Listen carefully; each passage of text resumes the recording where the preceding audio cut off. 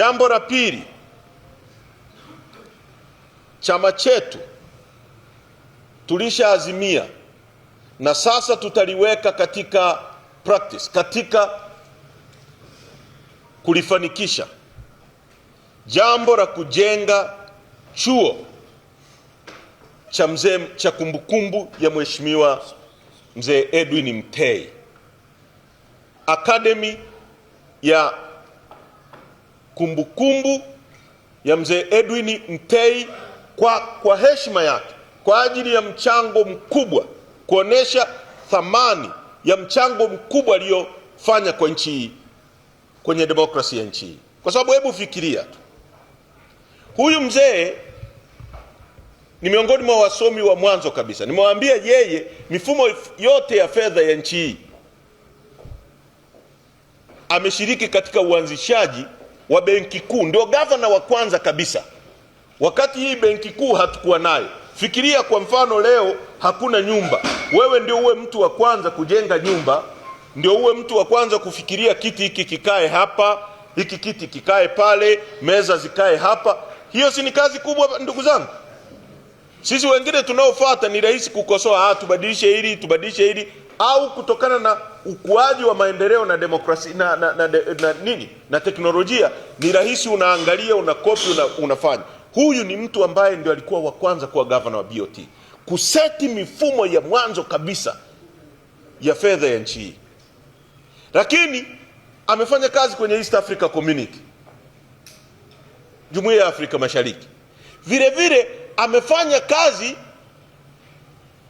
kwenye shirika la fedha duniani.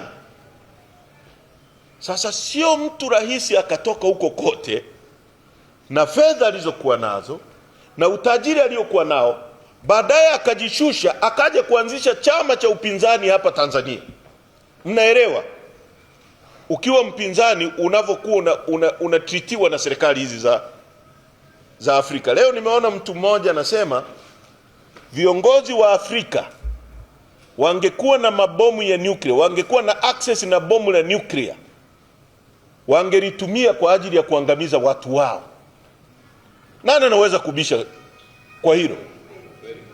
Viongozi hao wanaoweza kutuma askari wakaua mamia ya watu ili wabaki madarakani, hao wakiwa na bomu la nuclear watashindwa kutuua? Wanakuwa wanapiga bomu la nuclear dhidi ya viongozi wao. Lakini hebu fikiria huyu mzee, pamoja na uwezo wake, pamoja na usomi wake mkubwa, akajishusha, kaja akaanza chama. Leo hapa tuko wanachama hapa. Mwenyekiti Mwembe ametumia, katibu Mwembe na viongozi wa mkoa wametumia muda mchache tu kupiga filimbi, ukumbi tayari umeshafanya nini? Umejaa. Sasa huyu alikuwa mmoja, wakawa na wenzake wakina Mama Mary Kabigi na kina Bobu Makani na wengine, hawana mwanachama hata mmoja. Yaani ni wazo. Sasa umeliuza kwa mtu wa pili, limeenda kwa mtu wa tatu, unakuja Msoma hapa huna mtu hata mmoja wa kumtuma uwanjani akakuandalie, akakufungie bendera, apeleke barua polisi. Sijui kama mnaelewa huo ugumu. Sasa mpaka sisi wote tumezaliwa humu, wengine tumekuwa madiwani, wengine tumekuwa wabunge, na wengine wamenufaika sana na chama hiki. Uongo kweli? Kwa wazo la huyu mzee.